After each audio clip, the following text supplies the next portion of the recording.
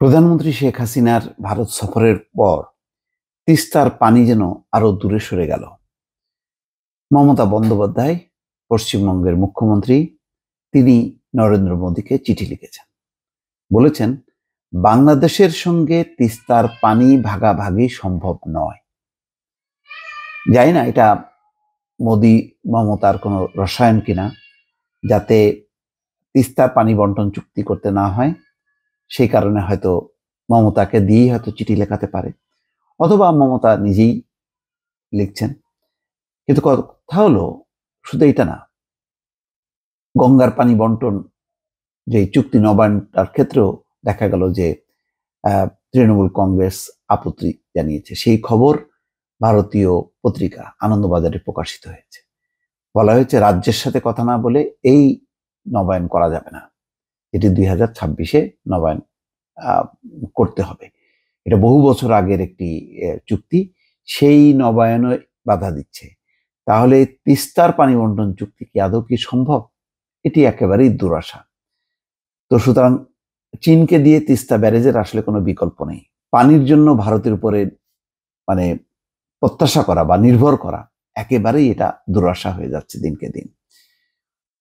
বাংলাদেশের সঙ্গে তিস্তার পানি ভাগাভাগি করা সম্ভব নয়, কারণ পশ্চিমবঙ্গের উত্তরাঞ্চলের মানুষের সেচ ও খাওয়ার জন্য পানির প্রয়োজন হয়। তাহলে যে বাংলাদেশ যে আরো ভাটিতে, মানে আরো নিচে, তাদের কি অবস্থা হবে? তারা কোথা থেকে পানি পাবে?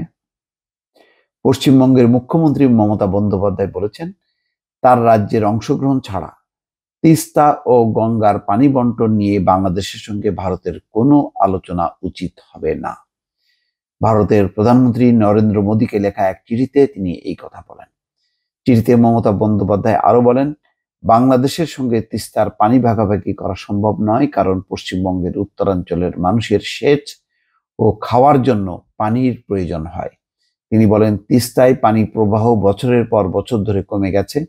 ধারণা করা হচ্ছে, বাংলাদেশের সঙ্গে পানি ভাগাভাগি করা হলে উত্তরবঙ্গের লাখ লাখ মানুষ সেচের পানির পর্যাপ্ততার কারণে মারাত্মকভাবে ক্ষতিগ্রস্ত হবে। এই উত্তরাঞ্চল মানে পশ্চিমবঙ্গের উত্তরাঞ্চল, বাংলাদেশের উত্তরাঞ্চল না।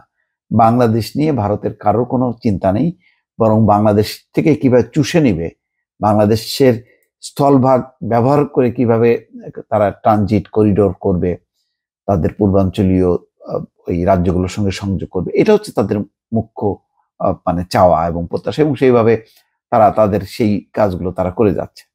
প্রধানমন্ত্রী শেখ হাসিনা এবং নরেন্দ্র মোদী নয়াদিল্লিতে আলোচনার কয়েকদিন পর মমতা এই চিঠি দেন। আলোচনার পর ভারতীয় প্রধানমন্ত্রী নরেন্দ্র মোদী ঘোষণা করেন, বাংলাদেশে তিস্তার পানি সংরক্ষণ ও ব্যবস্থাপনার জন্য শিগগিরই একটি কারিগরি দল বাংলাদেশে পাঠানো হবে এবং 2026 সাল মেয়াদ শেষ হতে যাওয়া 1996 সালের গঙ্গার পানি বন্টন চুক্তির নবায়নের বিষয়ে আলোচনা শুরু হবে। হ্যাঁ, এই আলোচনা শুরু হবে, পেরেক মেরে দিছে মমতা।